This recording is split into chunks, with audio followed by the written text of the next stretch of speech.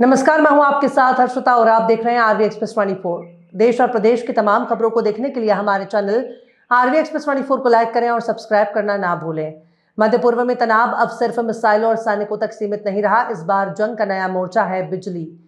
ईरान ने सोमवार को स्पष्ट चेतावनी दी है कि अगर अमेरिका उसके पावर प्लांट्स पर हमला करता है तो वो पूरे क्षेत्र में उन बिजली संयंत्रों को निशाना बनाएगा जो अमेरिकी सैन्य ठिकानों को ऊर्जा मुहैया कराते हैं। यह बयान ऐसे समय में आया है जब अमेरिकी राष्ट्रपति डोनाल्ड ट्रंप ने तेहरान को 48 घंटे की सख्त समय सीमा दी है। ट्रंप ने कहा था कि अगर ईरान स्ट्रेट ऑफ हार्मुज पर अपनी पकड़ नहीं ढीली करता तो अमेरिकी सेना उसके बिजली ढांचे पर हमला कर सकती है। ये डेडलाइन मंगलवार आधी रात से ठीक पहले खत्म हो रही है, जिससे पूरे क्षेत्र में अनिश्चितता और भय का माहौल है। ईरान की ओर से जारी आधिकारिक बयान में कहा गया, हमने ये निर्णय घोषित कर दिया है कि अगर बिजली संयंत्रों पर हमला किया गया तो हम कब्जे वाले शासन के बिजली संयंत्रों और उन क्षेत्रीय देशों के बिजली संयंत्रों को निशाना बनाएंगे जो अमेरिकी ठिकानों को बिजली आपूर्ति करते हैं। साथ ही उन आर्थिक, औद्योगिक और ऊर्जा ढांचों को भी जिनमें अमेरिकियों की हिस्सेदारी है। इसमें कोई संदेह ना करें कि हम ये करेंगे।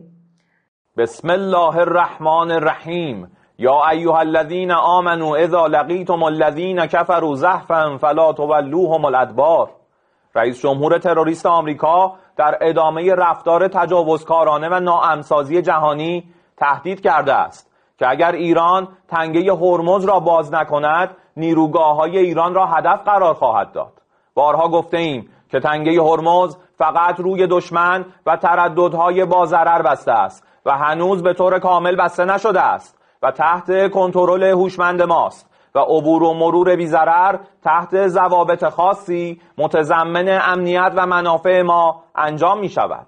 لیکن در صورت عملی شدن تهدیدات آمریکا در خصوص نیروگاه‌های ایران بلافاصله اقدامات تنبیهی انجام خواهد شد.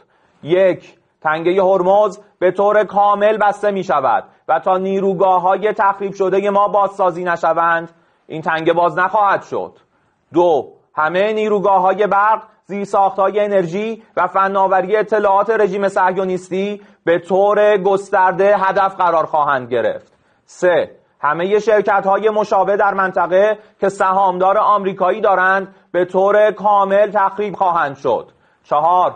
نیروگاه‌های برق کشورهای منطقه که میزبان پایگاه آمریکا هستند هدف مشروع خواهند بود. همه چیز برای جهاد بزرگ با هدف نابودی کامل کلیه منافع اقتصادی آمریکا در منطقه غرب آسیا آماده است. ما شروع کننده جنگ نبودیم و اکنون هم شروع کننده نخواهیم بود. اما اگر دشمن آسیبی به نیروگاه‌های ما برساند ما برای دفاع از کشور و منافع ملت خود دست به هر کاری خواهیم زد و روند بدون توقف نابودسازی اهدافی که بیان شد آغاز خواهد شد و هیچ چیز نمیتواند مانع استمرار عملیات ما برای نابودسازی زیرساخت‌های انرژی، نفت و صنعت آمریکا و همپیمانان او در منطقه شود و من نصر الا من عند الله العزیز الحکیم.